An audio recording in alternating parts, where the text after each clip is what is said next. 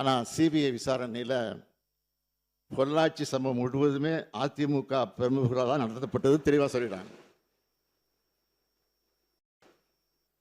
இவங்களை காப்பாற்றுறதுக்காக தான் இப்படி ஒரு சம்பவமே நடக்காத மாதிரி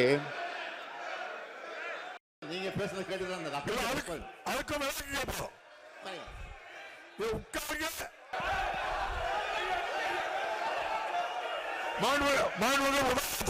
சிபிஐ விசாரணையில பொள்ளாச்சி சம்பவம் முழுவதுமே அதிமுக பிரமுகர் தான் நடக்கிறாங்கன்னு தெளிவாக சொல்லிட்டாங்க.